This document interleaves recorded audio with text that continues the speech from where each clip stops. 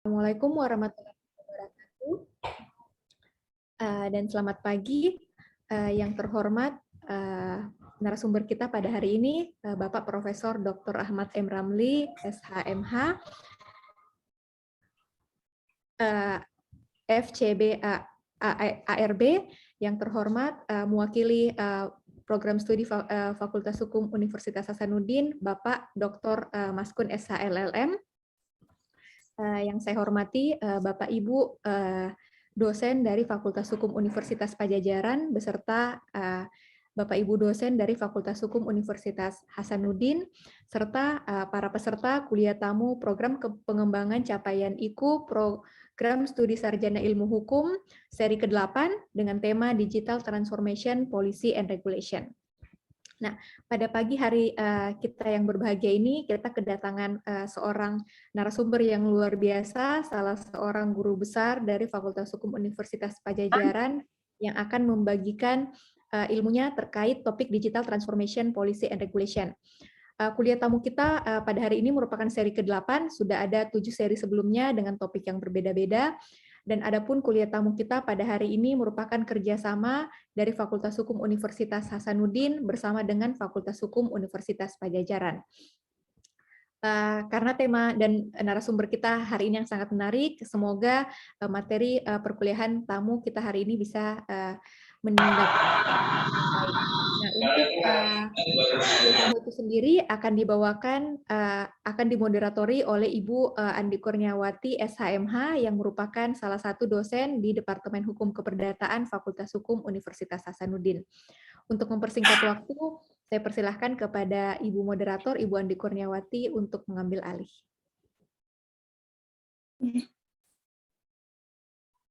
Ya. Langsung aja. Oke, baik. Assalamualaikum warahmatullahi wabarakatuh. Selamat pagi dan salam sejahtera untuk kita semua.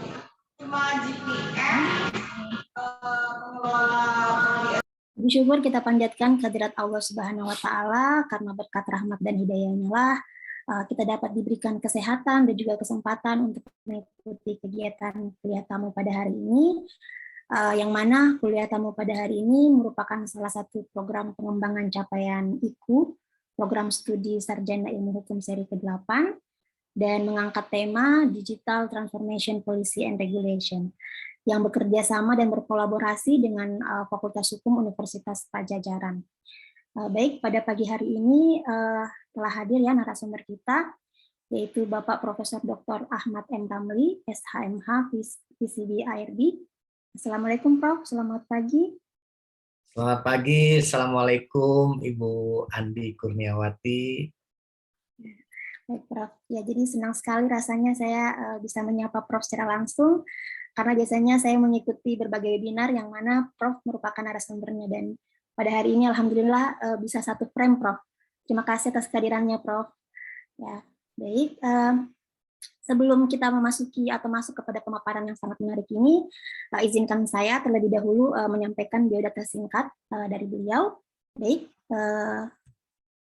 nama lengkap Profesor Dr. Ahmad M. Ramli, Sarjana Hukum, Magister Hukum, Fellow Chartered Bani Arbitor.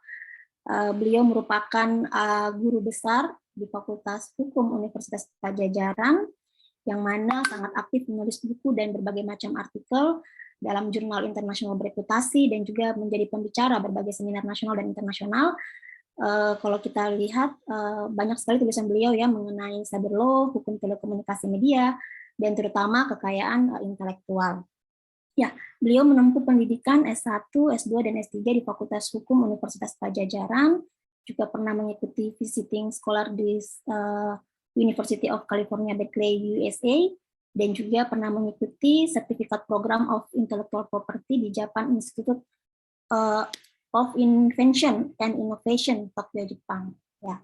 Dan saat ini beliau sebagai staf khusus Menteri Komunikasi dan Informatika Republik Indonesia, dan juga sebagai arbiter senior dan Dewan Penasehat BANI. Dan pengalaman atau jabatan yang pernah beliau emban, ya ini banyak sekali ya.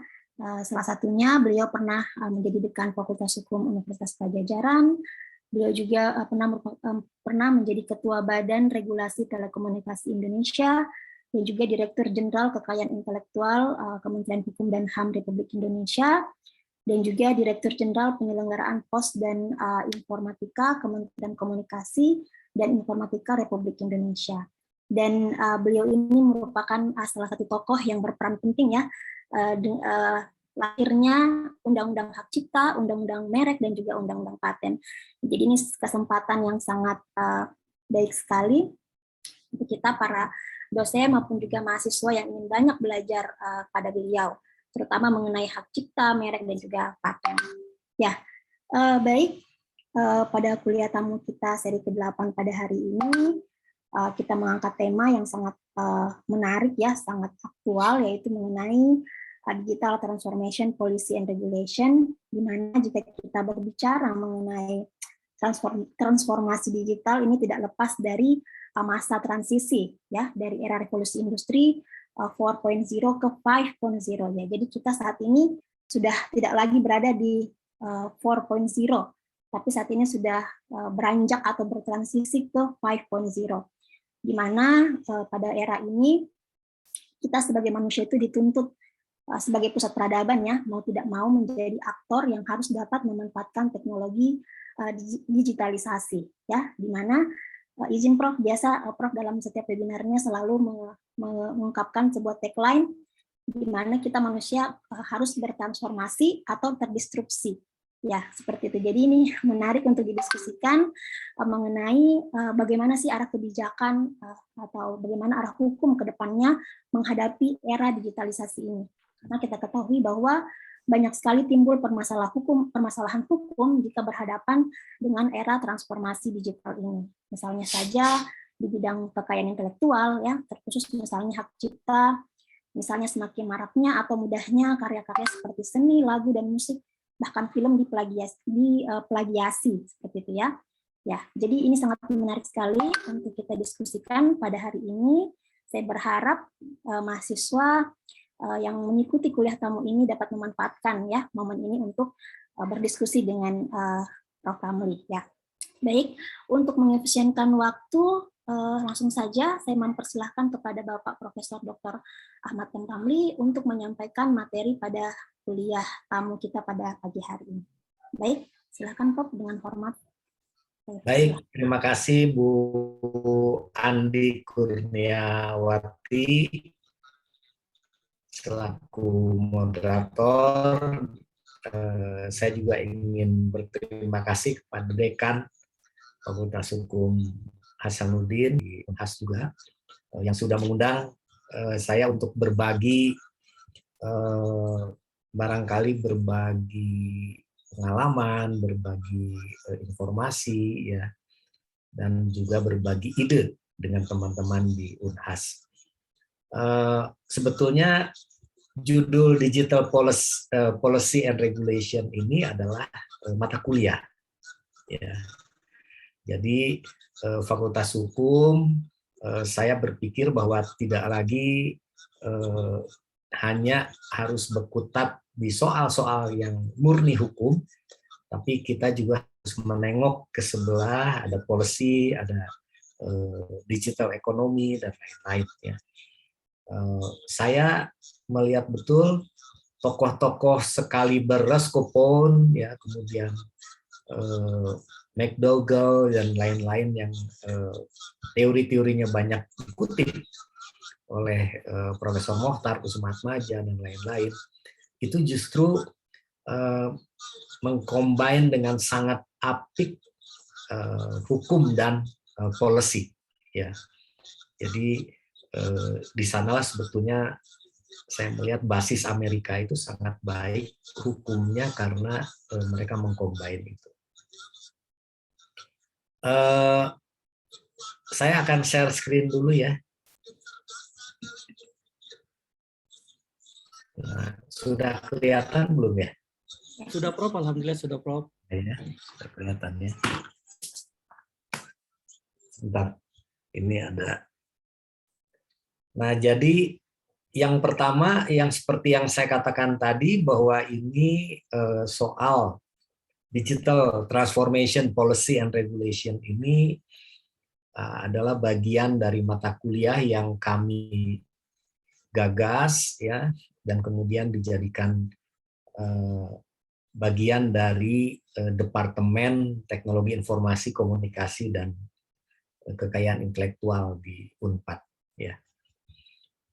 Teman-teman sekalian, saya ingin start di moderator mengatakan dengan sangat bagus ya, bahwa kita ini sekarang sudah berada di revolusi industri kelima.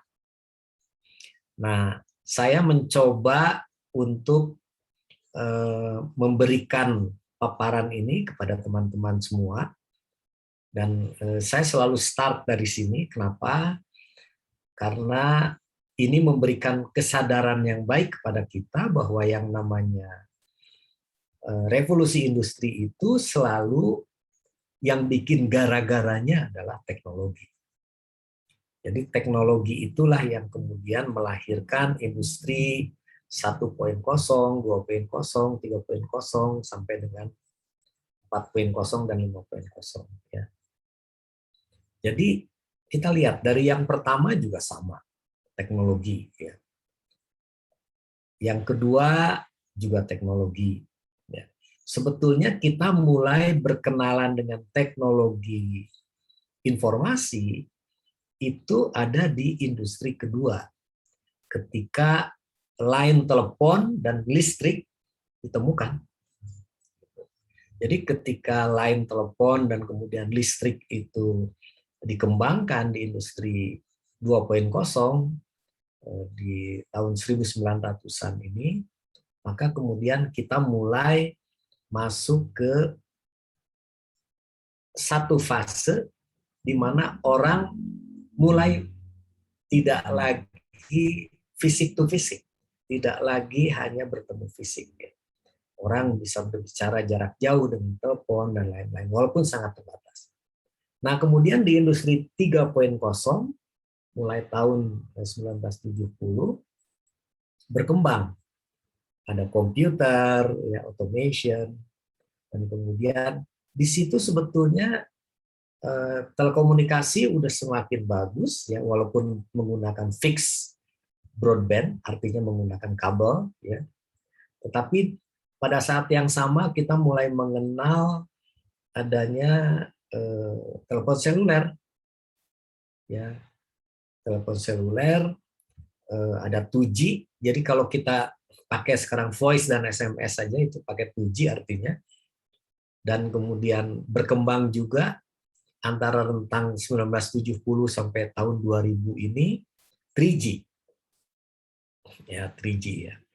Dulu kita menggunakan BBM, BlackBerry, Messenger dan seterusnya ya.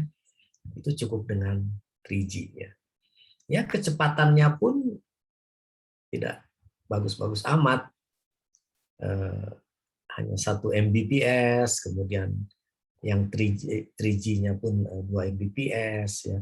Disinilah sebetulnya mulai terjadi apa yang disebut dengan transisi dari analog ke digital ya, untuk telekomunikasi. Kemudian tahun 2000, nah kita masuk nih, mulai 2000 sampai dengan awal 2020 gitu ya. Itu kita masuk ke industri 4.0. Nah, 4.0 dan di satu istilah yang disebut dengan Internet and Cyber Physical System. Jadi Cyber Physical System itu adalah apa ya istilahnya, euforia yang dibangun oleh kalangan industri pada saat industri 4.0, dan mereka mengatakan bahwa semua nanti pekerjaan akan tergantikan mesin. Karena mereka mengatakan cyber physical system. Termasuk Elon Musk dan lain-lain. Ya. Waktu itu berpikir bahwa nanti orang tidak perlu lagi ada di lantai pabrik. Ya. Tapi cukup robotik semuanya, mesin. Gitu ya. Nah, kenapa ini bisa begini? Karena kita menemukan yang namanya teknologi 4G. teknologi 4G itu teknologi seluler sebetulnya ya, yang menggunakan kecepatan bisa sampai dengan 100 Mbps. Ya. Kalau 100 megabit per second itu, disitulah kita mulai bisa Gojek juga bisa di situ, ya. Kemudian Tokopedia dan lain-lain. Disitulah kemudian kita bisa menjadikan yang fisik menjadi virtual. Tapi kemudian di sini lahir berbagai over the top platform. Nah, kalau di satu sisi kita membangun yang namanya operator, pemerintah dan lain-lain membangun yang namanya infrastruktur telekomunikasi, ya. Infrastruktur telekomunikasi itu bentuknya bisa kabel fiber optik yang kita tanam di darat atau di laut, bisa BTS, bisa satelit, ya, sehingga orang bisa mengkonek teleponnya ke seluler dengan kecepatan 100 Mbps ini waktu kita masuk 4G. Tapi ada juga lahirlah di industri 4.0 ini yang namanya over the top. Over the top itu platform sebetulnya. Contoh yang pertama yang sampai sekarang sangat populer itu Google. Google itu aplikasi aja. Dia tidak membangun infrastruktur. Kemudian lahir juga Facebook, ya. Kemudian lahir, kalau masih dulu orang Google, Facebook itu tidak terlalu mengganggu telekomunikasi sebetulnya, bahkan menjadi pasar operator telekomunikasi. Karena orang membeli pulsa, orang membeli kuota untuk mengakses Google, mengakses Facebook, Twitter, Instagram, dan lain-lain. Tapi ketika suatu saat lahir juga platform seperti WhatsApp yang menyediakan WhatsApp call, WhatsApp video, ya, dan kemudian juga bisa digunakan untuk streaming dan lain-lain, maka telco ini pasarnya mulai tergoyah ini sebetulnya saat itu. Jadi ada XL, Telkomsel, dan lain-lain yang biasanya jualan pulsa untuk voice, ya, itu tergantikan dengan WhatsApp voice, WhatsApp call, bahkan bisa video call dan lain-lain. Tapi inilah sebetulnya teknologi. Jadi teknologi itu di satu sisi operator membangun teknologi dengan kemampuan kapasitas tinggi, dengan speed yang tinggi, dengan quality of service yang baik. Nah, disitulah juga muncul platform. Jadi, kalau kita ingin menyimpulkan, dalam kerangka transformasi digital ini, apa sebetulnya yang paling berperan? Ya, setidaknya dua. Yang pertama adalah infrastruktur, operator telekomunikasi, industri telekomunikasi, ya, ada Telkom, ada Telkomsel, Indosat, dan lain-lain, ya, XL dan lain-lain. Nah, di satu sisi ada platform, nah, platform dan aplikasi yang tadi ada WhatsApp, ada Facebook, ada Google dan lain-lain. Nah, ketika orang semua seolah-olah berpikir bahwa cyber physical system itu betul-betul akan mendisrupsi peran manusia, maka kesadaran itu mulai tumbuh.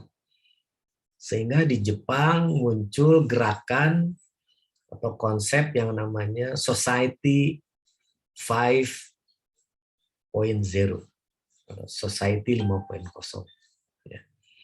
Dan kemudian oleh Jepang ini dipaparkan ini di berbagai pertemuan di PBB, ya, dan seterusnya. Dan kemudian ini mengguncang juga dunia dan menyadarkan dunia bahwa kita tidak mungkin semuanya digantikan oleh mesin. Nah, makanya kemudian muncullah industri 5.0. Industri 5.0 ini hakikatnya adalah meneruskan dan memanfaatkan semua teknologi di 4.0, terutama teknologi digital, tetapi pendekatannya adalah human cyber physical system. Ya, human cyber physical system. Dan kemudian disinilah ada satu tagline yang sangat kuat, yaitu senternya justru pada human-nya. Senternya itu pada manusianya. Jadi cyber physical system ini tetap bermuara pada manusia. Jadi tidak mungkin di pabrik itu di lantainya dikosongkan semua dan semua dengan robotik, tetapi tetap akan ada peran manusia. Ya. Dan di sini juga lahir yang namanya teknologi 5G yang kecepatannya itu bisa 100 sampai 200 kalinya 4G. Jadi kalau 4G aja bisa berkecepatan 100, bayangkan kalau 100 kali dari itu, 200 kali dari itu. Ya. Nah, disinilah nanti kita akan cerita tentang hukum transformatif. Tadi moderator juga mengatakan bahwa kita ini mau bertransformasi atau terdisrupsi, itu adalah pilihan. Jadi kalau misalnya mahasiswa, adik-adik mahasiswa yang ada di sini, yang ikut kegiatan ini, tidak merespon teknologi digital ini dengan baik, maka kita akan terdisrupsi. Minimal kita akan kesulitan untuk ikut mengikuti perkembangan ini. Gitu. Jadi bertransformasi itu tidak melulu harus kita menciptakan teknologinya, tidak. Tetapi kita memanfaatkan dan familiar dengan teknologinya itu adalah juga bertransformasi. Jadi artinya apa? Sikap kita, kemampuan kita memanfaatkan teknologi, ya, dan seterusnya. Saya kira semua yang ada di kuliah umum pagi ini setidaknya saya bisa katakan sudah bertransformasi minimal. Karena apa? Kita sudah menggunakan Zoom, kita sudah menggunakan teknologi ini untuk kepentingan pembelajaran dan lain-lain. Nah, tapi itu dia. Kalau misalnya kita berpegang pada platform yang konservatif, maka kita juga tidak akan bisa mengejar perkembangan itu secara optimal. Ya. Saya contohkan misalnya, ini yang paling gampang aja. Kalau ada perusahaan taksi masih hanya mengandalkan call center, artinya ada middleman ini.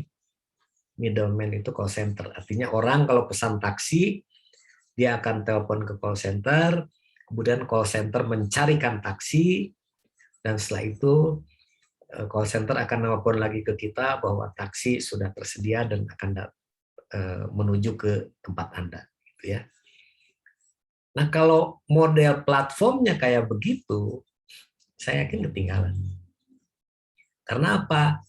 Sekarang orang kalau pesan transportasi online atau taksi, itu tidak lagi terhubung ke middleman. Tapi begitu dia masuk ke aplikasi, dia langsung terkonek ke driver taksi itu. Ke driver Gokar, ke driver Grab, dan lain-lain. Jadi dengan demikian sebetulnya terpotong itu sumbatan-sumbatan yang ada di middleman ini. Sekarang berapa line sih yang dimiliki oleh call center itu? Kalau call center itu paling hebat punya 100 line, gitu. Artinya kalau ada 10 orang bersamaan nelpon, 10 orang ini nggak kebagian line. Ya. Dan belum nanti dia akan mencarikan lagi apa istilahnya taksi-taksi yang disiapkan.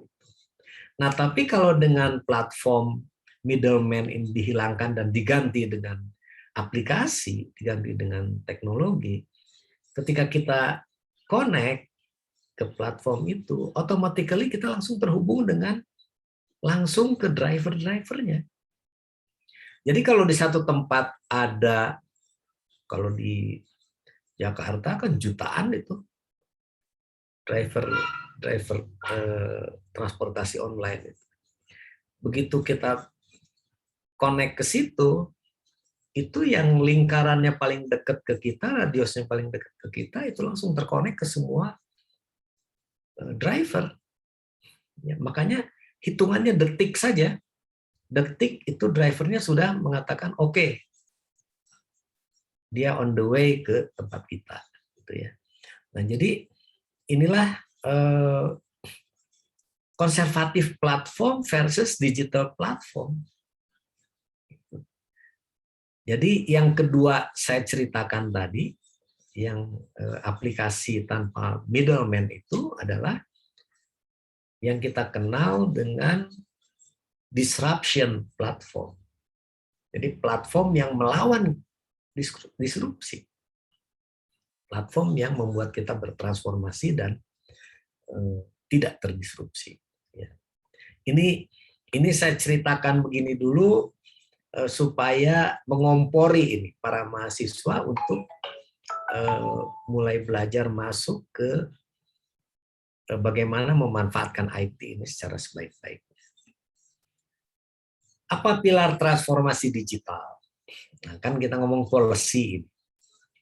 Kalau kita hanya bicara hukum, ya kita mengatur apa segala macam, nah, mungkin kita juga tidak akan menyentuh esensi. Nah, tetapi ketika kita hanya bicara policy dan tidak bicara hukum, maka kebijakan itu juga tidak bisa dijalankan. Nah, jadi dua-duanya harus kita gabung antara policy dan regulation. Jadi pengambil-pengambil kebijakan, pengambil-pengambil keputusan di pemerintahan, dia harus paham betul juga regulasinya. Dan pembuat-pembuat hukum harus juga paham betul apa policy yang harus diambil.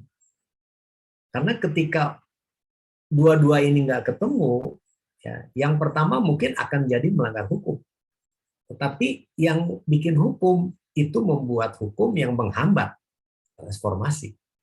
Nah, ini harus ketemu, kemudian disitulah kita bicara tentang transformative law. Jadi kalau jujur, pilar transformasi digital itu yang pertama yang tadi saya cerita adalah telecommunication infrastructures. Ya. Jadi ada BTS, ada tower-tower, ada fiber optik, ya, kemudian macam-macam itu semuanya. Kemudian yang kedua tentunya adalah device-nya, device yang ada di setiap kita. Ada handphone, ada smartphone, ada komputer dan lain-lain. Kemudian infrastruktur itu juga harus didukung oleh frekuensi. Karena kalau teman-teman lihat, misalnya secanggih apapun kita punya alat, kalau frekuensinya tidak tersedia karena sudah dipakai macam-macam, ya nggak bisa dipakai juga karena ada interferensi. Nah, kemudian yang penting lagi adalah OTT platform, kemudian big data, industri telekomunikasi juga harus kita sehatkan betul, ya. Karena apa? Jangan sampai mereka membangun infrastruktur demikian rupa, yang paling gede mendapatkan revenue justru over the top-nya atau platform aplikasinya kan tidak betul. Nah, makanya kita membuat aturan ini. Ada Undang-Undang Cipta Kerja, kemudian ada peraturan pemerintahnya dan lain-lain yang untuk menyehatkan industri dalam negeri kita, untuk melindungi pengguna agar internetnya bisa cepat, speed-nya baik, quality of service-nya baik, tetapi di sisi lain juga berkolaborasi dengan platform. Karena kalau jujur, kalau teman-teman sekarang nelpon rata-rata pakai apa? Kan nggak pakai pulsa.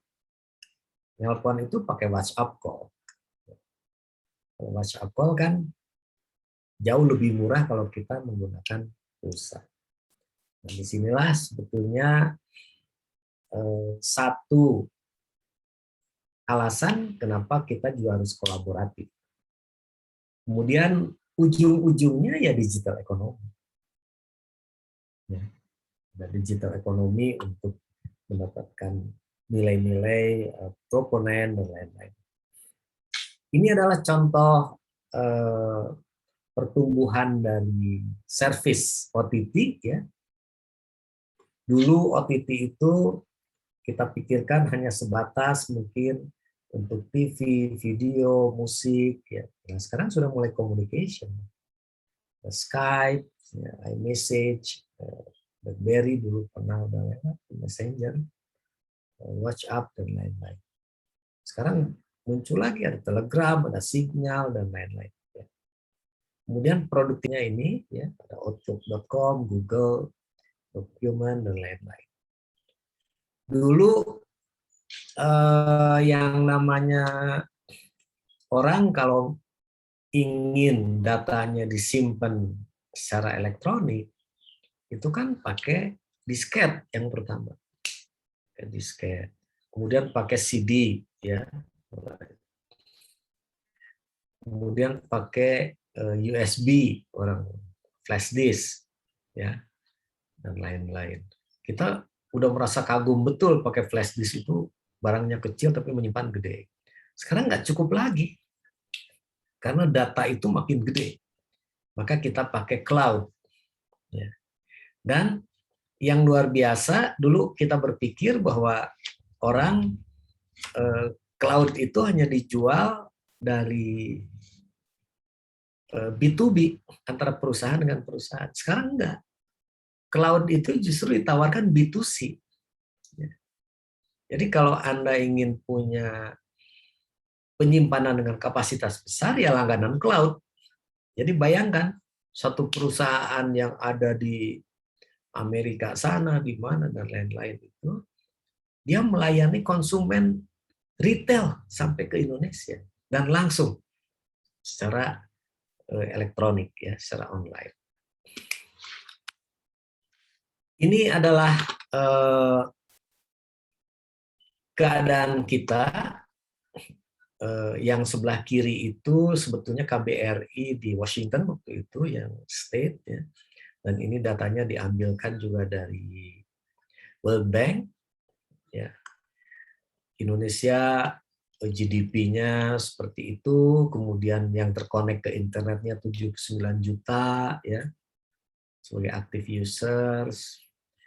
Terus dulu kita masih bicara begini, ini sekitar tahun ya 2015, ya 2016, data yang sebelah kiri ini. Kemudian Indonesia ini termasuk rumahnya para startup, ada 2000 lebih. Ya. Kemudian e-commerce-nya tumbuh 39%, itu spektakuler sekali. Kemudian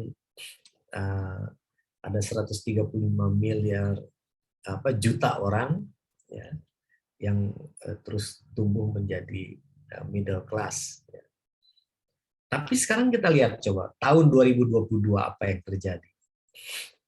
Yang mereka, yang World Bank prediksi itu jauh kita lompati sebetulnya. Karena ternyata apa? Penduduk kita itu sekarang sudah 277 juta lebih, ya. Dan SIM card yang aktif, artinya telepon SIM card yang aktif, nomor itu 370 juta. Dan internet usersnya yang di tahun 2016 itu 79 juta, sekarang sudah 204 juta. Itu berkali-kali lipat. Ya. Dan kemudian yang aktif di sosial media, di Facebook, di macam-macam, ya, Instagram dan lain-lain, TikTok, itu 191,4 juta. Jadi di sini ada perkembangan yang sangat signifikan hanya dalam rentang waktu yang tidak lama ini. Dan ini artinya terjadi lompatan-lompatan yang sangat luar biasa. Ini juga adalah daily time spent with media. Ya, orang yang duduk terkonek dengan internet itu seharinya bisa 8,5 jam sehari. Sementara yang nonton TV itu 2 jam, ya, yang sosial media 3 jam dan seterusnya. Tapi rata-rata orang kita ini 8 jam terkonek ke internet. Jadi sepanjang dia tidak tidur 8 jam gitu, dia terkonek dengan internet.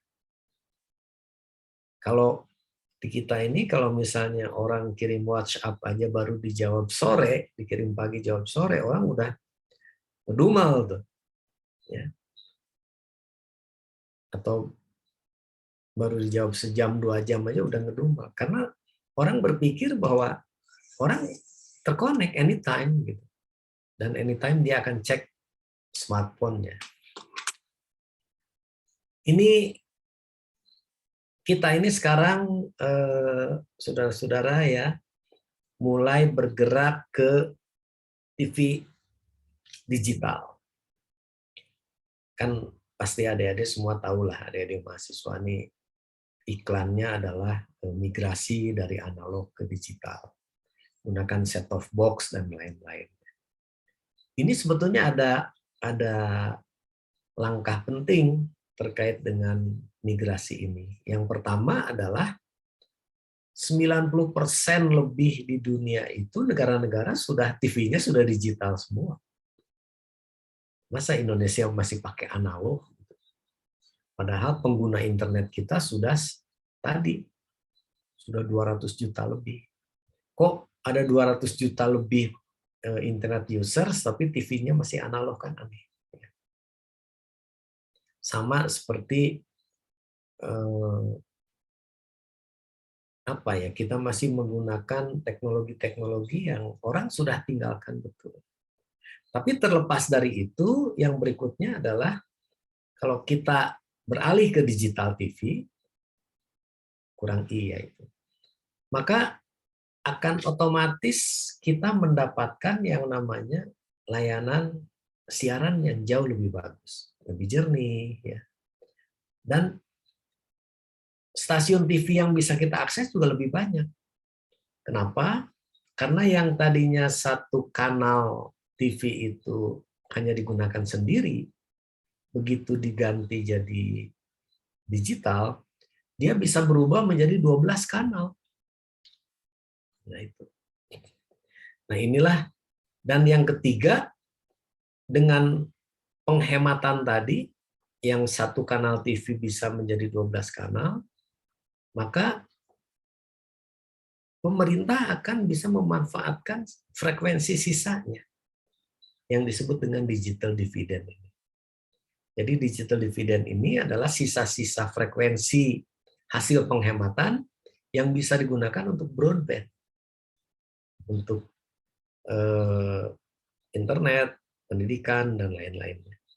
Nah ini saya contohkan, kalau misalnya kita sudah semuanya analog switch off, artinya analognya ditutup TV ini, dan kemudian beralih ke TV digital, maka kita akan mendapatkan 112 MHz di frekuensi 700 ini. Antara 694 sampai 806. Jadi di frekuensi 700 inilah kita akan mendapatkan frekuensi digital dividend yang bisa dimanfaatkan untuk 5G, untuk internet cepat, ya, kesehatan, pendidikan, dan lain-lain. Nah ini saya contohkan kalau frekuensi di Indonesia ini sudah desek-desekan semua. Ya. Jadi yang 450 sampai 470 MHz itu untuk CDMA dan lain-lain. Kemudian kita lihat juga di sini yang mobile seluler itu ada di 1,7 dan lain-lain terus, ya. Dan yang berpotensi tambahan itu ada di sini, TV analog dan kemudian 2500 MHz dan lain-lain. Nah, ini saya ingin sampaikan kepada teman-teman semua bahwa penataan yang seperti ini menjadi penting karena kita punya alat secanggih apapun, HP secanggih apapun, kalau kemudian tidak tersedia frekuensinya, ya tidak bisa kita gunakan. Ya. Contoh yang terakhir, kereta api cepat Bandung-Jakarta. Kereta api cepat Bandung-Jakarta akan menggunakan frekuensi juga untuk persinyalannya, tapi frekuensinya udah habis, udah dikuasai operator, dan ketentuan yang lama di undang-undang yang lama, kemudian di PP yang lama, itu tidak boleh di-sharing. Jadi kalau sudah dipegang oleh si A, orang lain yang pakai itu pidana. Nggak boleh, izinnya hanya untuk dia, atau dia melepaskan izin itu. Nah, kita justru menerobos ini dengan Undang-Undang Cipta Kerja itu. Kemudian mungkin teman-teman tidak terlalu ngeh ya dengan bahwa di satu bagian dari Cipta Kerja itu adalah tentang postelsiar yang justru memberikan manfaat yang sangat besar untuk masyarakat. Ini yang saya katakan tadi, oleh karenanya kita ketika bicara hukum, kita harus meneropong hukum ini dengan basis yang tidak konservatif lagi untuk saat ini. Jadi adik-adik tahulah semua ya, pasti diajari di PIH, di filsafat hukum, bahwa fungsi hukum itu yang paling utama kan ketertiban. Hukum diciptakan agar masyarakat tertib. Itu yang pertama, pasti. Ya. Kemudian yang kedua, hukum itu berfungsi untuk kepastian.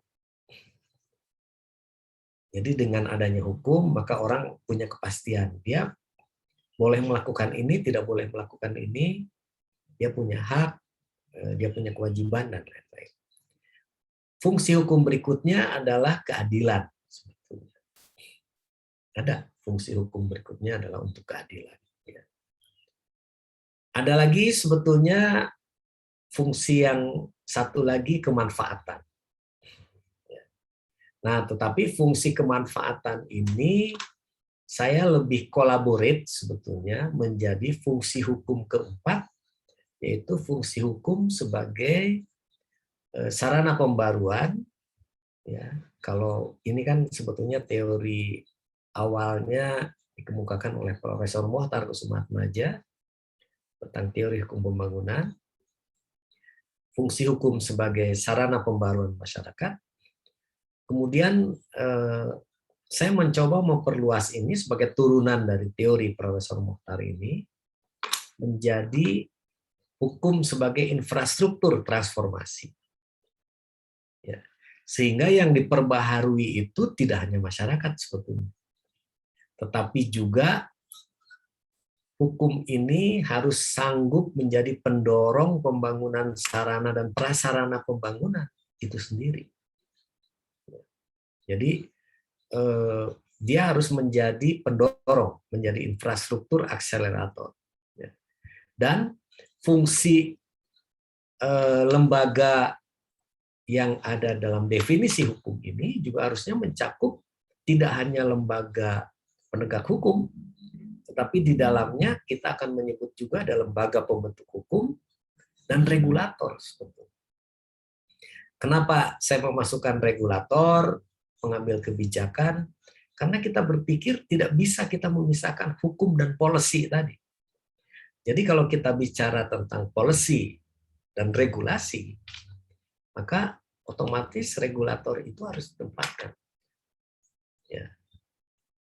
Tapi tentunya pembentuk hukum, regulator, dan penegak hukum itu punya fungsi masing-masing. Tetapi mereka semua kita jadikan bagian dari lembaga dalam lingkup definisi hukum itu. Kemudian unsur proses juga seharusnya tidak hanya menyangkut proses penegakan, tetapi juga proses implementasinya dan proses pembuatan hukum itu sendiri. Jadi disinilah saya contohkan misalnya ada faktor-faktor non-legal yang penting untuk kita semua. Faktor-faktor non-legal ini antara lain misalnya ekonomi. Ya, Posner itu pernah men-state terkait dengan economic analysis of the law. Kemudian teknologi, law and technology impact, ini yang kita bahas saat ini. Kemudian ada social ideologi. Ya, jadi sosial berbasis ideologi kita.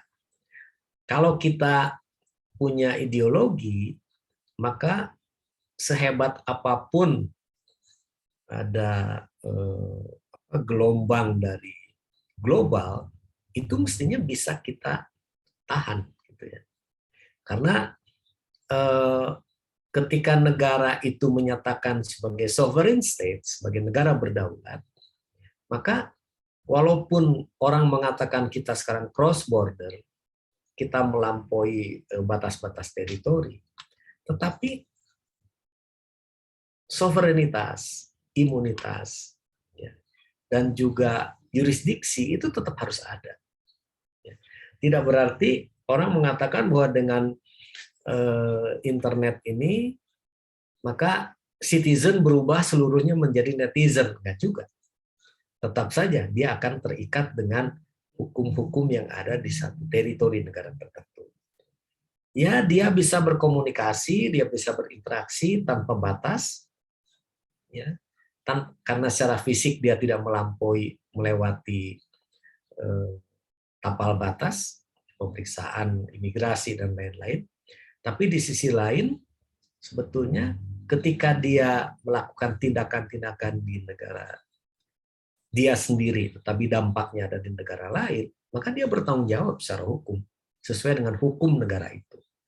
Jadi ketika Undang-Undang ITE ini dibuat, kita memasukkan yang namanya extraterritorial jurisdiction.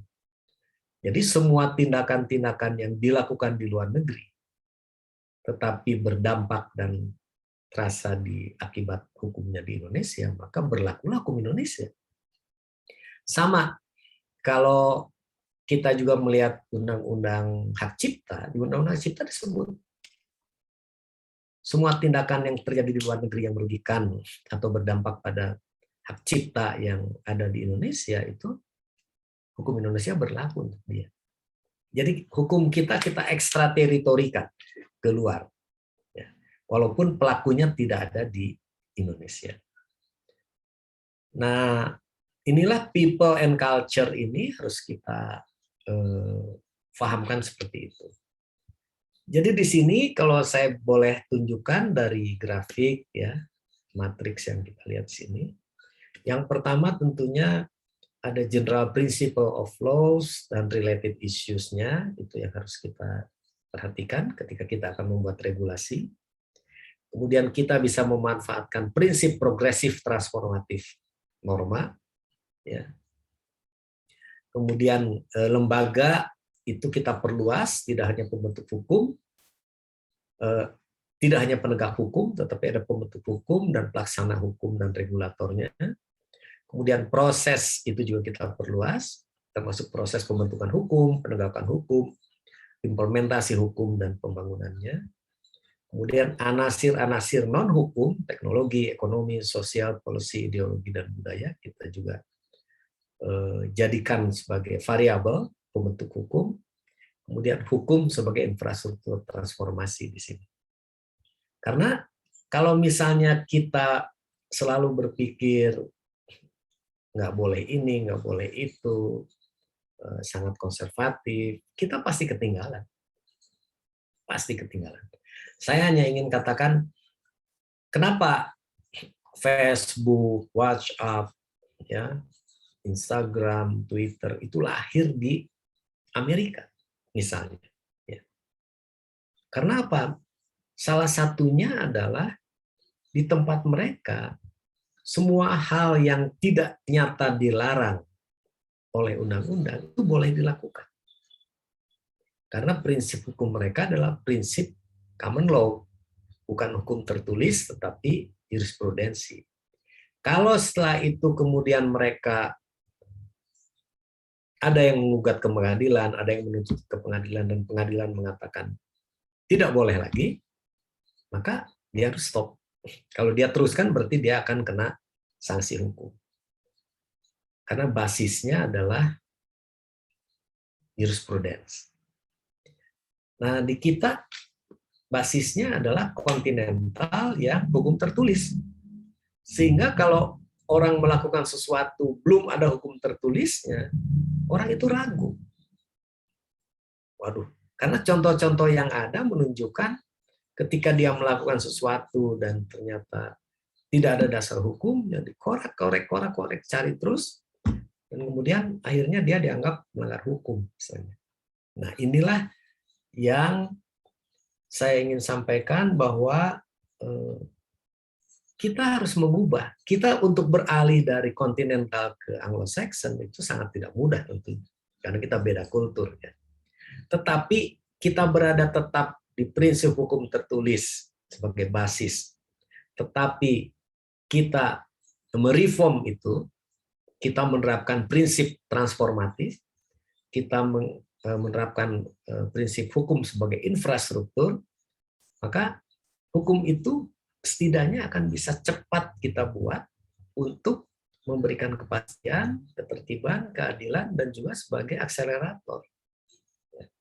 Tapi kalau kita, ya sudahlah kita harus tetap begini dengan metode yang lama, yang saya nih kan di pemerintahan tahu persis itu.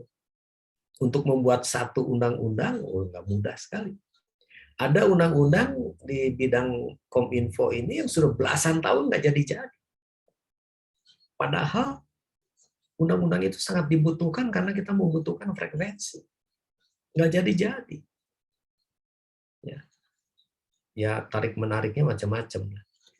Tapi kita terobos dengan Undang-Undang Cipta Kerja, jadi dia. Nah, itu.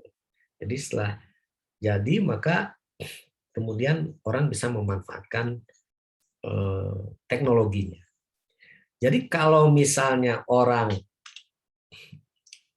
cuek-cuek aja lah, udahlah biarin aja. Makin banyak orang menggunakan handphone, sekarang aja udah 370 juta tuh yang mengaktifkan SIM card. Makin terus dan seterusnya. Lama-lama handphone kita nggak bisa digunakan lagi. Atau delay terus. Quality of service-nya jelek terus. Nah, jadi ibarat jalan tol. Jalan tol itu kalau misalnya mobilnya bertambah terus, mobil itu artinya pengguna teleponnya bertambah terus ya, kita ibaratkan mobil. Maka suatu saat panjang jalan dengan jumlah mobil nggak memadai lagi ya, macet terus, nggak bisa bergerak dia. Sama frekuensi pun. Karena kalau misalnya orang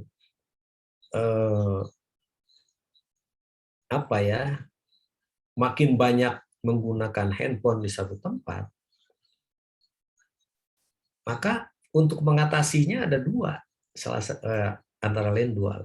Menambah BTS ya, supaya tetap kualitas service-nya baik, atau melebarkan frekuensi yang digunakan. Tapi kan menambah BTS bukan solusi. Emang BTS itu di kota, lama-lama kotanya penuh dengan BTS. Nah, itulah yang kita harus pikirkan, bagaimana hukum itu bertransformasi, dan hukum itu bukan penghambat. Tapi hukum itu adalah justru akselerator untuk pembangunan kita mengejar transformasi global yang sangat cepat ini. Gitu ya. Karena apa? Saya ingin tunjukkan kepada ini beberapa variabel pendukung pemulihan ekonomi lah ya, tapi saya kira intinya seperti tadi yang sudah saya utarakan. Ini contohnya. Penduduk Indonesia ini komposisinya di 2021 itu 270 juta jiwa lebih. milenialnya itu 25%, generasi X-nya 21%, ya, dan seterusnya. Ini artinya kalau kita ngomong soal ini, maka inilah yang disebut dengan bonus demografi. Karena apa? Baby boomers, ya, yang baby boomers ini kan usianya antara 56 sampai 74 tahun, itu tinggal 11%. Pre-baby boomers yang lebih tua lagi, yang 75 tahun ke atas, itu 1,8%. Jadi Indonesia ini dikuasai oleh post Z 10%, generasi Z 27%, milenial 25%, dan X 21,88%. Jadi apa? Ini adalah unsur kekuatan kita. Karena banyak negara juga yang justru yang tua lebih banyak. Jepang itu contohnya. Jadi kita ini, kalau misalnya nanti tahun 2030, ini yang X, milenial, Z, post Z ini mulai menjadi bagian dari bonus demografi yang sebenarnya nanti, maka Indonesia ini menjadi akan negara yang sangat kuat. Karena usia produktifnya berkali lipat dari yang tidak produktif. Luar biasa itu. Nah, statistiknya bisa dihitung lah sebetulnya ya. BPS punya hitungan-hitungan itu. Tapi intinya saya ingin mengatakan bahwa ketika generasi kita bonus demografi ini kita fasilitasi dengan infrastruktur telekomunikasi yang baik, kemudian dengan berbagai fasilitas, kesempatan kerja dan lain-lain yang baik, maka dia akan menjadi generasi hebat dan Indonesia akan maju luar biasa. Tapi bayangkan kalau pada saat mereka itu 2 kali lipatnya dari yang tidak produktif, tetapi kesempatan kerja nggak ada, ya, karena mungkin internetnya juga lelet, ya, kemudian dan lain-lain. Kita bisa bayangkan apa yang terjadi. Akan terjadi keresahan-keresahan di antara mereka yang karena mereka tidak mendapatkan lapangan kerja. Nah, salah satu pembuka lapangan kerja yang nyata itu adalah broadband.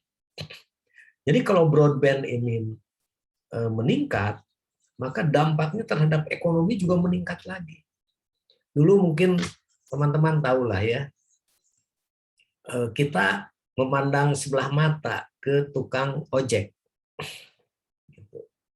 Tapi sekarang dengan aplikasi transportasi online, yang tadinya status dia itu yang nggak jelas, sekarang statusnya adalah pekerja, driver. Itu yang disebut dengan gig economy itu, gig economy. Jadi hubungannya itu kemitraan dengan karyawannya dengan lain-lain. Nah, disinilah sebetulnya kita ingin sampai pada putusan bahwa broadband itu membuat lapangan kerja yang luar biasa. Sama juga, ketika dulu orang ingin jualan apapun, ya, jualan makanan, kuliner, atau jualan barang-barang, baju, t-shirt, dan lain-lain. Dia nggak bisa lakukan itu kalau dia nggak punya kios, atau dia nggak punya toko. Sekarang nggak perlu punya toko. Dia simpen aja di rumahnya, ada gudang kecil atau di kamar, apapun namanya. Dan dia ikut di marketplace. Toko dia adalah marketplace. Dan banyak yang sukses dengan ini. Nah, jadi yang paling penting adalah bagaimana broadband ini telah memberikan peluang yang besar. Disinilah sebetulnya. Tapi kalau misalnya kita tidak sadar dengan posisi itu, ya, dan kita membiarkan regulasi itu justru mengikat kaki kita sendiri untuk tidak berkembang, saya sih khawatir ya. Jadi saya ingin membuka mata kita semua bahwa tidak ada alasan yang cukup untuk membuat regulasi kita ini menghambat perkembangan itu. Tapi satu hal yang penting untuk kita semua adalah bagaimana produksi dalam negerinya yang harus laku. Jadi kalau mau dagang, bikin lapak atau bikin apapun di marketplace, ya, coba gunakan produk dalam negeri. Sehingga produk dalam negeri kita akan terjual dan menjadi bagian dari komoditas yang ada di marketplace. Karena salah satu yang membuat Indonesia ini maju adalah tadi, jumlah netizennya luar biasa, 200 juta lebih. Ya. Dan di ASEAN ini kita jadi 40% marketplace-nya ASEAN. Jadi kalau misalnya barang yang dibeli di marketplace itu bukan produk dalam negeri, berarti sayang sekali kita akan jadi konsumen negara lain. Oleh karena itu, bangkitkan betul, kan Presiden terakhir juga mendorong untuk cinta buatan dalam negeri, ya, produk dalam negeri. Karena apa? Justru dengan cara itu kita bisa menjual minimal di dalam negeri sendiri dengan pasar yang sangat besar. Ini adalah jumlah populasi penduduk Indonesia ini keempat terbesar di dunia, ya. Ada Cina, ada India, Amerika. Kita hanya satu level di bawah Amerika dari sisi jumlahnya. Di bawah-bawahnya termasuk Rusia itu lebih kecil dari kita jumlah penduduknya. Ini yang tadi juga saya sudah singgung, ya. Dan ini adalah contoh-contoh lainnya. Saya kira itu, ya, yang bisa saya share. Mudah-mudahan bermanfaat untuk teman-teman semua dan bisa menjadi trigger untuk kita belajar lebih lanjut tentang digital policy and regulation. Terima kasih, saya kembalikan ke Bu Andi. Ya, baik, terima kasih banyak Prof atas pemaparan materi yang sangat menarik sekali. Ini kita semacam terbuka matanya bahwa terutama kita, ya, mahasiswa, anak-anak muda, ya, untuk terus bertransformasi mengikuti perkembangan seperti itu. Ya, untuk itu saya membuka sesi tanya jawab. Silakan kepada Bapak Ibu atau adik-adik mahasiswa yang ingin menanyakan terkait materi, bisa melalui chat room atau langsung saja. Oh ya, sudah ada, ya, ada mahasiswa kita atas nama Reza Pahlevi. Langsung saja saya persilahkan. Silakan Reza. Ya, baik. Assalamualaikum warahmatullahi wabarakatuh. Terima kasih atas kesempatan yang telah diberikan. Perkenalkan, nama saya Reza Pahlevi. Saya ingin bertanya terkait dengan perkembangan teknologi, khususnya pada teknologi di bidang permusikan.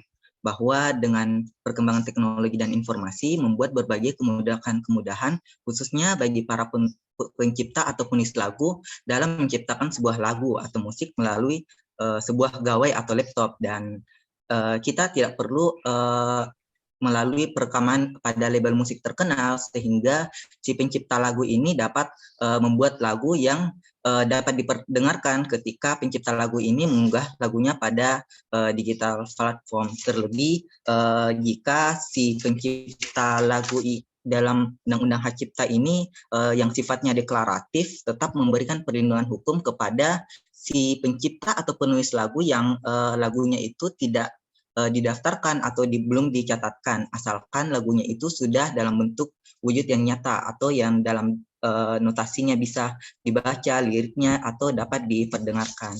Yang menjadi persoalan yaitu ketika di dalam Pasal 87 Undang-Undang Hak Cipta 28 tahun 2014 dan Pasal 12 hingga Pasal 15 PP 56 tahun 2021 mengatur bahwa royalti atas penggunaan secara komersial lagu atau musik ini si pencipta lagu yang tidak menjadi anggota LMK dan tidak mendaftarkan lagunya ini tidak dapat menarik royaltinya. Hal ini karena di dalam pasal 87 menyebutkan bahwa si pencipta lagu ini harus menjadi anggota LMK.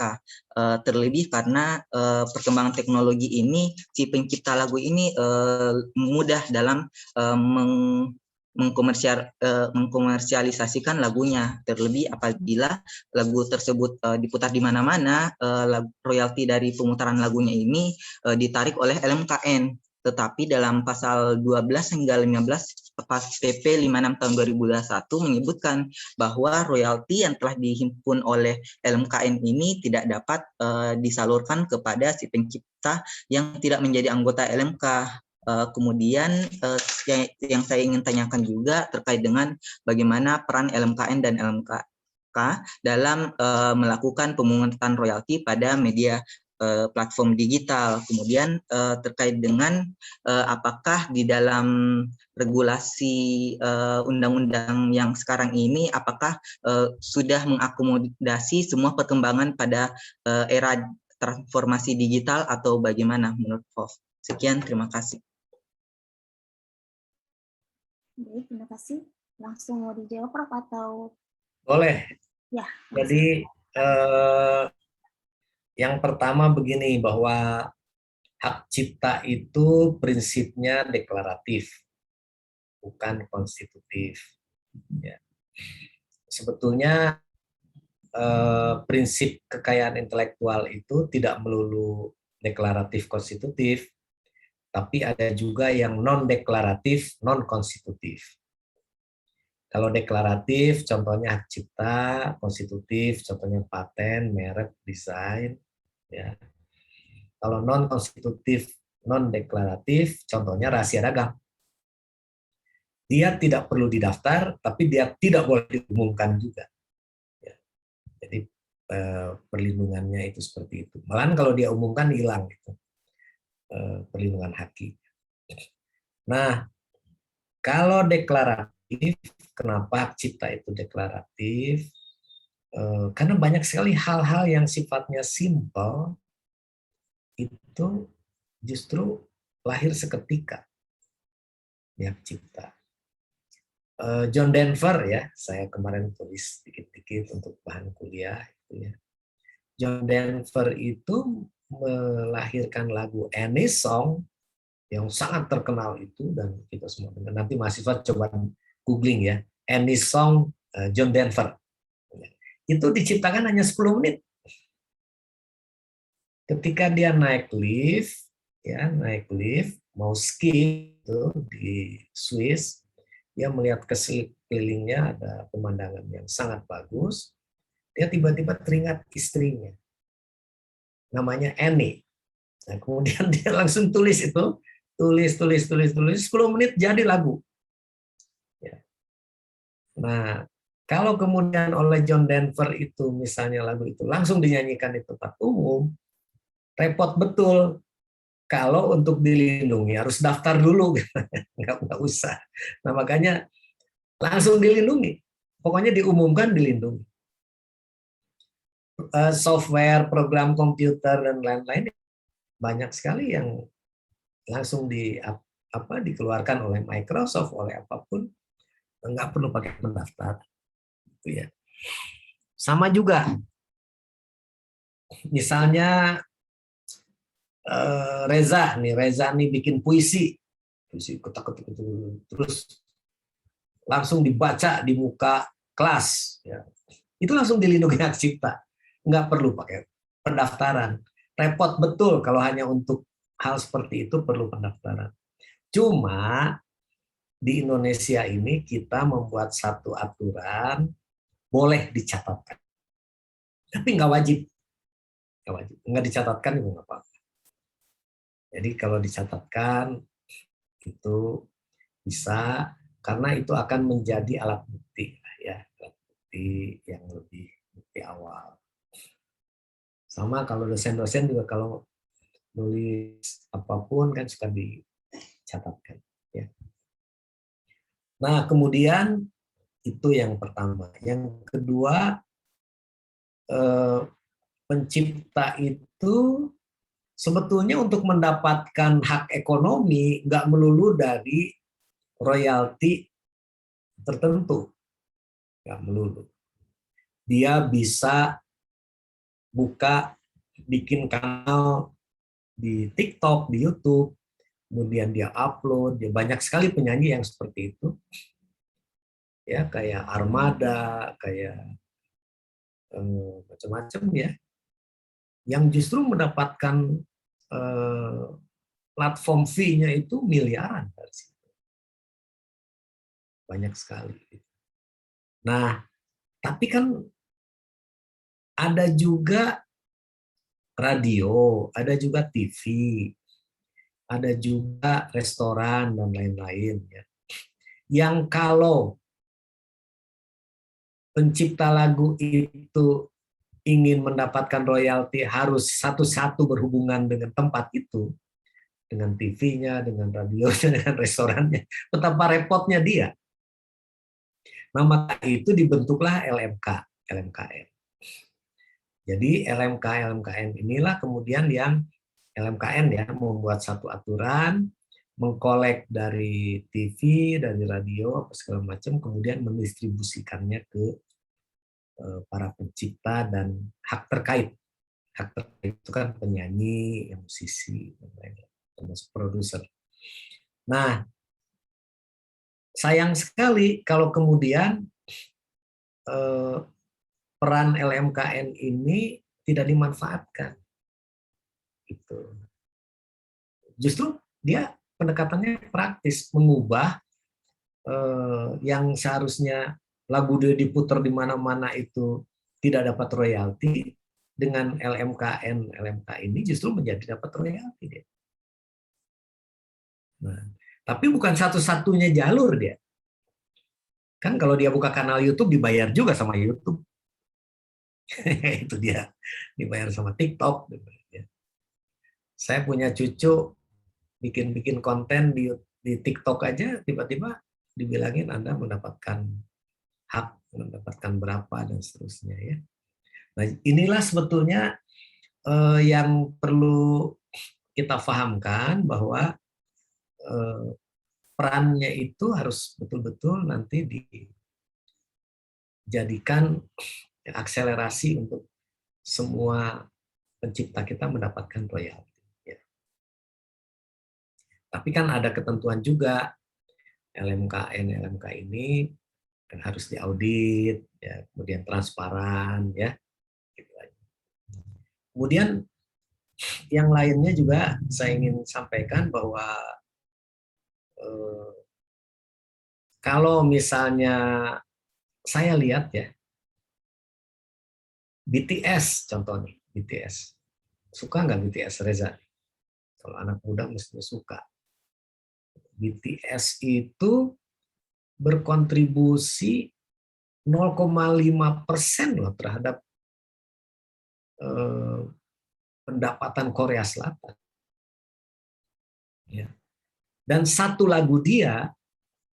satu lagu dia, judulnya Fake Love itu yang terakhir itu. Itu viewersnya 1 miliar loh. Bukan 1 M di situnya, tapi billion, artinya 1 miliar viewers. Coba bayangin viewersnya. Jadi kalau ada viewers begitu dengan subscribernya juga berapa juta, berapa dia dibayar sama YouTube? Itu aja contohnya. Nah, ini banyak cara ya. Dan kalau dulu orang mungkin untuk bisa jadi artis terkenal, dia harus menempuh berbagai seleksi yang sangat berat. Kalau sekarang enggak, dia ngarang aja, dia rekam, ya upload di YouTube, dibuka semua. Nah, itulah yang saya katakan middleman itu dalam beberapa hal tergantikan oleh platform. Bahkan enggak pakai seleksi sama sekali, mau jelek mau apa ditayangkan ya. Yang menyeleksi nanti ada viewers atau enggak, itu aja. Nah, gitu. Nah, ini pola pikir inilah yang saya ingin adik-adik mahasiswa mulai lebih jernih melihatnya ya. Karena yang kita tidak pikirkan terjadi semuanya sekarang. Seperti itu. Saya kira gitu ya, Bu Andi. Terima kasih. Ya, baik. Terima kasih banyak, Prof. Ya, terima kasih Reza ya. Tadi sudah dijawab. Ini ada kaitannya dengan hak cipta. Seperti itu. Baik, selanjutnya ada pertanyaan melalui chat ya dari Sokip Naim, sepertinya mahasiswa. Sistem digitalisasi sudah mulai diberlakukan termasuk pelayanan BPJS yang mengharuskan menginput data perbankan di dalamnya. Ada permintaan kode rahasia yaitu nama ibu kandung. Nah, pertanyaannya bagaimana pertanggungjawaban negara ketika data itu bocor? Ya, itu pertanyaannya, Prof. Jadi terkait dengan data digitalisasi ya, mengenai sistem digitalisasi di pelayanan BPJS. Silakan, Prof. Ya, jadi pertama sebetulnya semua penyelenggara sistem elektronik yang termasuk yang menggunakan data pribadi, dia harus melindungi semua data pribadi yang ada padanya. Jadi kalau misalnya dia memiliki big data yang isinya data pribadi orang, ya dia nggak boleh bocorkan. Dia harus taruh dengan sistem yang baik. Sebetulnya yang menggunakan itu banyak, ya. Bank juga pakai, ya, inisial-inisial ibu kandung dan seterusnya, nik, kakak, ibu kandung dan lain-lain. Dan mungkin seloroh aja, kenapa ibu kandung yang ditanya bukan nama bapak kandung?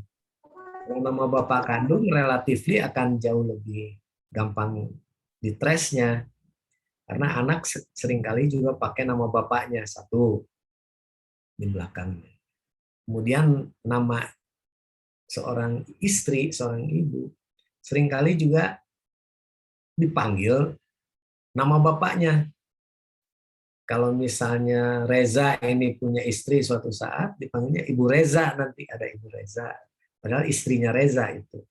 Nah, makanya nama ibu kandung itu lebih samar-samar dibanding dengan nama bapak kandung. Itu analoginya seperti itu. Nah, yang paling penting, ya, pertama ada pertanggungjawaban dari semua pemilik data itu. Jadi pengelola data, penyelenggara sistem elektronik harus melindungi. Negara membuat aturan, membuat regulasi. Nah, sekarang kan kita lagi juga membuat undang-undang PDP, perlindungan data pribadi. Ya, perlindungan data pribadi ini nanti untuk melindungi itu semua. Dan saya hanya ingin sampaikan sebetulnya bahwa ketika data itu ada dan orang tahu, seringkali kebocoran itu justru juga karena orang-orang tertentu, ya. Bukan dari sistem, banyak juga. Jadi misalnya banyak, coba di internet lihat, kadang-kadang orang mengupload, kok mau-maunya mengupload misalnya kartu keluarga, ya, atau KTP, gitu. Kan nggak boleh. Ya, tapi kan ada orang-orang yang seperti itu, mestinya itu di take down semua. Satu. Yang kedua, kalau orang punya data, dia punya data seseorang. Saya punya data kawan saya si X misalnya. Saya tahu nama ibu kandungnya, saya tahu nomor handphonenya, ya, dan lain-lain. Kemudian saya juga tahu mungkin ya data lain lah. Apakah saya bisa membobol banknya dia? Belum tentu juga. Setelah saya masukin nomor rekeningnya aja, misalnya kita tahu lah nomor rekeningnya tahu. Terus apa segala macam. Kemudian bank tidak gampang juga mempercayai dia. Dia minta pasti password. Dia minta PIN juga. Dan seringkali bertumpuk ini. Dan kalaupun misalnya kita sudah memasukkan itu, bank itu kadang-kadang kirim OTP lagi. One time password. Ke nomor handphone yang pemiliknya. Nah, jadi kalau misalnya kemudian dia nerima itu. Biasanya orang yang jahat itu nelpon ke orang yang bersangkutan. Maaf, saya gini, tolong kirim lagi. Kalau dikirim ya pasti jebol. Jadi jangan pernah kirim OTP yang kita tidak minta. Ya. OTP itu bukan untuk dikirim, tapi untuk kita isikan di form yang mereka kasih. Ya. Jadi kalau ada orang ngirim OTP ke orang lain udah jelas salah. Nah ini jadi saya ingin mengajak mungkin ya teman-teman dari Fakultas Hukum Unhas itu juga bagus kalau ada apalah ya untuk mahasiswa terkait dengan bagaimana menghindari penipuan melalui internet gitu ya. Coba diadakan workshop internal aja di sana bahwa ini yang tidak boleh, ini apa saja dan seterusnya. Itu penting itu. Nanti oleh mahasiswa ditularkan lagi ke temannya, ke keluarganya dan lain-lain. Supaya makin sedikit orang yang tertipu karena begitu. Sama juga kayak ada orang ngirim tiba-tiba, tolong transfer ke nomor rekening saya yang ini, dia kirimkan. Kalau dikirimnya ke Bu Andi atau ke Pak Maskun yang kebetulan sebelumnya tidak ada cerita apa-apa tentang akan membayar sesuatu, ya nggak kena buat kita. Ngapain dia tiba-tiba ngomong kontrak rumahnya bayar ke sini aja gitu. Ngapain kita nggak kontrak rumah nggak apa. Tapi bayangkan kalau itu terkirim ke orang yang tadi paginya dia ketemu orang yang punya rumah yang mengontrakin. Tiba-tiba nerima SMS itu, wah berarti ini yang tadi dikirim betul sama dia. Nah itu, jadi dia gambling aja, dia kirim ratusan SMS atau apapun seperti itu, yang isinya adalah mencari kelengahan orang. Nah, jadi jangan pernah lengah dan jangan pernah mau mengirim OTP, apalagi membocorkan informasi-informasi. Password dan PIN itu udah hanya untuk kita aja, nggak boleh untuk orang lain. Nitip ke orang aja, tolong ke ATM ya, atau ini password, ini PIN. Bahaya sekali. Mahasiswa jangan juga tuh. Ya, baik, terima kasih, Prof. Ada lagi yang ingin bertanya? Oke, baik. Ada pertanyaan? Oh, ada mahasiswa ya, atas nama Amar Fahri. Silakan, Amar Fahri. Oke, terima kasih atas kesempatannya. Yang ingin saya terima kasih pertama-tama Prof atas penyampaiannya yang sangat baik dan bagus. Yang ingin saya tanyakan ialah bagaimana agar dalam membuat hukum, regulasi, polisi bukan hanya melihat keadaan saat ini, tetapi melainkan bagaimana untuk membuat hukum, regulasi, polisi yang mementingkan masa depan. Seperti yang kita ketahui, di mana perkembangan teknologi yang sangat cepat ini, margin of error-nya tentu akan semakin besar. Dan semakin besar margin of error-nya, semakin besar pula error-nya. Untuk mengantisipasi error-nya ini gimana, Prof? Di mana ibarat menyediakan payung sebelum hujan. Nanti kan kita ini sekarang dalam kondisi yang sangat finite, di mana perubahan iklim dan lain sebagainya. Oke, mungkin cukup sekian. Ya, baik, terima kasih. Ya, bagus ini pertanyaan. Jadi yang pertama ya, membuat hukum itu enggak semata-mata berpikir pada ius constitutum, tapi kita juga berpikir ius constituendum dan juga futuristik. Saya sih melihatnya banyak aturan-aturan yang kita bikin, misalnya kadang-kadang baru sebentar udah harus diubah lagi. Kalau memang ada perkembangan yang sangat cepat yang membuat itu harus diubah, ya memang harus diubah ya. Tetapi bagaimana memprediksi ke depan agar hukum ini bisa bertahan lama itu menjadi penting. Oleh karena itu, membuat hukum dengan analisis economy of the laws yang baik, analisis teknologi yang baik, dan lain-lain, ya, sosial budaya, itu menjadi penting. Kemudian yang kedua, error yang terjadi apapun yang terkait dengan berbagai masalah, ya, misalnya dalam rangka transformasi kita ini. Sebetulnya terkait dengan transformasi digital, baik policy maupun regulasinya ini, itu pendekatannya itu ada beberapa. Yang pertama adalah pendekatan teknologi pasti. Jadi ketika misalnya tadi juga ditanyakan ada pengelola atau penyelenggara sistem elektronik menyimpan data orang, yang harus dilakukan pertama kali oleh dia adalah secara teknologi dia melindungi dengan security, IT security. Dia membuat sistem security yang baik sehingga orang tidak bisa masuk, orang tidak bisa mengambil data, dan orang tidak bisa menghack dia. Yang kedua adalah pendekatan dari sisi human-nya, human sosialnya juga. Jadi masyarakat diminta seperti saya tadi katakan, jangan share OTP, jangan apa segala macam. Kemudian PIN harus dirahasiakan dan lain-lain. Ganti PIN secara berkala dan lain-lain. Nah, kemudian yang berikutnya pendekatan hukum yang terakhir.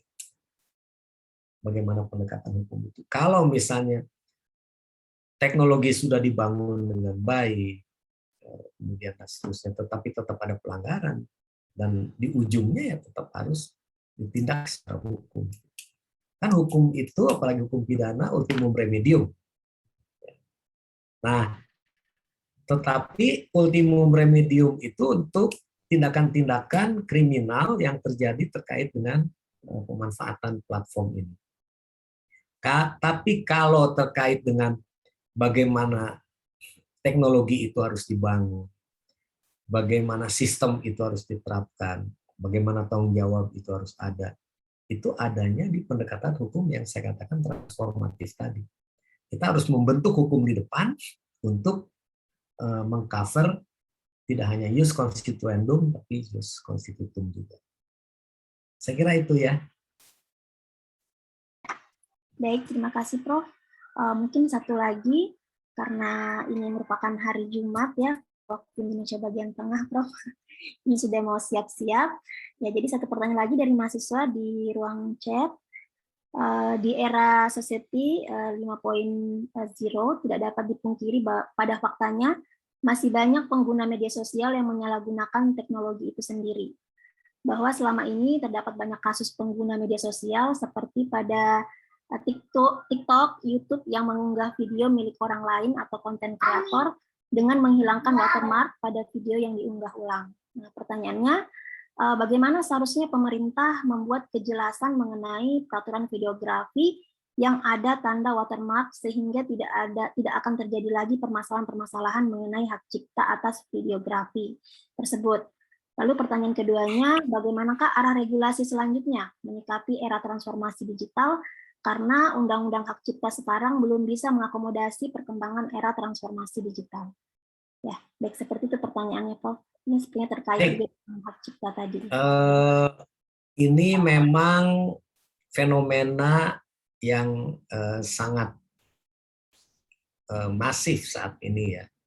Jadi orang karena tahu persis bahwa kalau dia punya kanal di TikTok atau di YouTube dan kemudian dia viewersnya banyak, dampaknya tidak hanya populer, tetapi juga dia mendapatkan platform fee ya dari kontennya itu. Nah, akibatnya apa? Banyak yang jalan pintas, ngambil konten orang, ngambil lagu orang, apa segala macam ya. Kemudian dia mendapatkan keuntungan. Nah, yang begini tidak boleh. Itu Itu saya katakan tidak boleh. Karena apa? Kalau kita mengunggah lagu orang, konten orang, dan lain-lain, itu harus izin yang bersangkutan. Kalau yang bersangkutan mengizinkan, nggak apa-apa. Kan di Undang-Undang Hak Cipta udah diatur bahwa konten-konten itu harus mendapatkan izin. Yang kedua, kalau misalnya bagaimana regulasinya? Ya regulasinya saat ini di Hak Cipta ada. Tapi yang khusus tentang platform itu, karena platform ini baru datangnya baru-baru ini ya, maraknya tahun-tahun ini, maka regulasi spesifiknya memang belum kita atur. Tetapi kalau misalnya basisnya adalah konten, itu sudah ada di Undang-Undang Cipta. Kemudian kita juga lihat, sekarang terjadi pergeseran yang luar biasa. Bahwa konten-konten yang tadinya orang selalu hanya berpikir bentuknya adalah lagu, film, ya sekarang nggak lagi. Sekarang ada yang namanya do it yourself, kan? Yang DIY itu DIY itu ya. Orang bagaimana cara kalau misalnya mobil terkunci, kalau ini terus semua gitu ya, dan seterusnya. Dan itu populer, dan itu ada linknya, ada listnya bahwa lagu dan film itu adalah hanya salah satu saja dari konten. Kita juga lihat lah ya, Raffi Ahmad, ada Atta Halilintar. Coba lihat konten-kontennya kan. Banyak kan misalnya cerita tentang keluarga, tentang apa macam-macam. Tapi viewersnya luar biasa banyak. Nah, disinilah saya ingin menunjukkan bahwa kita sekarang zamannya berubah dan konten spesifiknya pun berubah.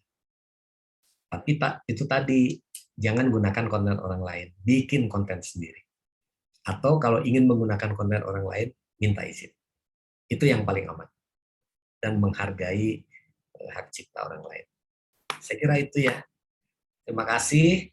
Karena tadi dikatakan sudah mau pada Jumatan, maka dengan ini saya juga mengucapkan terima kasih banyak untuk teman-teman semua yang sudah hadir, untuk Fakultas Hukum Universitas Hasanuddin dan tim yang telah mempertemukan saya dengan komunitas ini untuk berbagi informasi, berbagi ide, mudah-mudahan memberikan manfaat untuk kita semua. Assalamualaikum warahmatullahi wabarakatuh. Waalaikumsalam warahmatullahi wabarakatuh. Baik, terima kasih banyak Prof atas sharing ilmu yang sangat-sangat menarik pada hari ini, dan kita semua sudah terbuka, terutama kita kaum muda ya, di mana memang kita sudah dihadapi dengan era 5.0 ya, di mana kita memang harus benar-benar siap, kalau tidak kita akan terdisrupsi ya.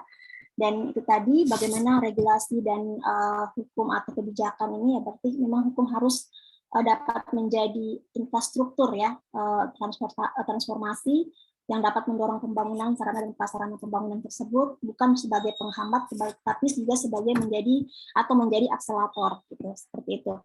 Baik, itu saja mungkin yang bisa saya sampaikan, dan terima kasih atas kesempatannya pada hari ini. Dan terima kasih banyak juga Prof, dan terima kasih banyak kepada Bunia, sebentar sedikit Bunia, materinya sudah ada di room chat supaya teman-teman tahu. Ya, silakan teman-teman, materinya sudah ada di room chat dan juga sudah ada absen bagi teman-teman yang ingin absen ya, dan juga mendownload sudah bisa. Dan untuk itu terima kasih, dan saya serahkan kembali kepada Ibu Fadila Jamila SH LLM untuk melanjutkan kembali kegiatan. Terima kasih. Assalamualaikum warahmatullahi wabarakatuh. Waalaikumsalam warahmatullahi wabarakatuh. Terima kasih Ibu Andi Kurniawati selaku moderator. Terima kasih banyak Prof. Dr. Ahmad M. Ramli atas materinya yang sangat luar biasa. Nah, pada hari ini bisa menambah wawasan kita, utamanya terkait digital transformation. Sebelum kita menutup, akan ada sedikit penutupan dan sepatah dua patah kata mewakili Fakultas Hukum Universitas Hasanuddin yang akan diwakili oleh Bapak Dr. Maskun SH LLM. Pada Bapak Dr. Maskun, disilahkan. Ya, terima kasih banyak Ibu Ila. Lagi menjelang siang dan salam sejahtera untuk kita semua yang tentunya kita hormati bersama Bapak Profesor Dr. Ahmad M. Ramli, SHMH, FCBRB, dan seluruh tim dari Fakultas Hukum dan tentunya dari mahasiswa yang sempat hadir pada kuliah umum ini. Sebuah kesyukuran Prof mewakili pimpinan fakultas, dalam hal ini Ibu Dekan, mengaturkan banyak terima kasih untuk kesediaan Prof berbagi ilmu dan pengetahuan, sekaligus berbagi pengalaman tentunya, dan semoga bisa mengilhami mahasiswa kami, Prof, tentunya karena banyak sekali tadi informasi-informasi yang luar biasa dan beberapa teori-teori yang menurut saya jadi semakin memperkaya sebenarnya hasanah ilmu pengetahuan di Indonesia saat ini. Saya ingin mengucapkan alhamdulillah alamin dan mewakili pimpinan fakultas dan tentunya program studi sarjana ilmu hukum, kami mengucapkan terima kasih dan semoga Prof tidak bukan pertemuan kita yang terakhir, Prof. Mudah-mudahan Prof masih berkenan untuk mengisi beberapa event yang akan kami programkan di semester depannya sehingga bisa lebih memperkaya lagi pengetahuan bagi kami semua di Fakultas Hukum. Terima kasih Bu Ila. Assalamualaikum warahmatullahi wabarakatuh. Ya, Waalaikumsalam warahmatullahi wabarakatuh. Terima kasih Pak Dr. Maskun sudah bersedia menutup kuliah tamu kita pada hari ini. Sebelumnya akan ada sedikit token of appreciation karena ini dilakukan secara daring. Saya izin Prof untuk mengirim men-share screen sedikit token of appreciation yang dibuat oleh Fakultas Hukum yang nantinya piagam ini akan dikirimkan melalui langsung kepada Prof melalui email maupun melalui tiket. Terima kasih banyak kembali lagi Prof. Terima kasih Bu Fadila. Ya, terima kasih banyak Prof atas ilmunya dan sudah menyempatkan waktunya di tengah-tengah kesibukannya yang sangat padat. Terima kasih kembali, terima kasih Prof. Berikutnya akan ada sedikit token of appreciation untuk moderator kita hari ini, Ibu Andi Kurniawati, SHMH. Saya izin share screen sebentar.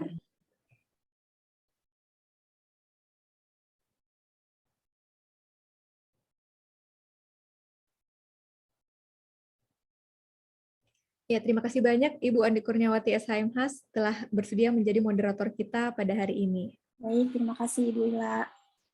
Ya. Ya. Itu saja untuk hari ini. Sebelum kita menutup sesi, ada baiknya kita melakukan foto bersama untuk kenang-kenangan antara narasumber, pelaksana, dan juga para peserta. Teman-teman silakan diaktifkan kameranya bersama. Untuk foto bersama akan saya pimpin, dimulai dari slide pertama, silakan dinyalakan kameranya. Dengan mengikuti hitungan 1, 2, 3. Ya, slide kedua, silakan nyalakan kameranya. 1, 2, 3. Ya, di slide ketiga, silakan nyalakan kameranya. 1, 2, 3.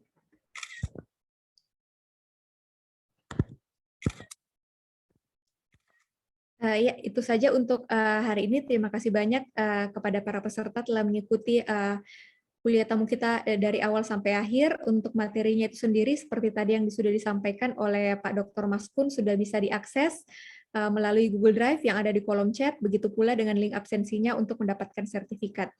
Kami mewakili Fakultas Hukum Universitas Hasanuddin mengucapkan terima kasih banyak kembali Prof. Dr. Ahmad M. Ramli, SHMH, dan juga seluruh panitia, baik dari Fakultas Hukum Universitas Hasanuddin dan juga bantuan dari Sivitas Akademika Fakultas Hukum Universitas Padjadjaran.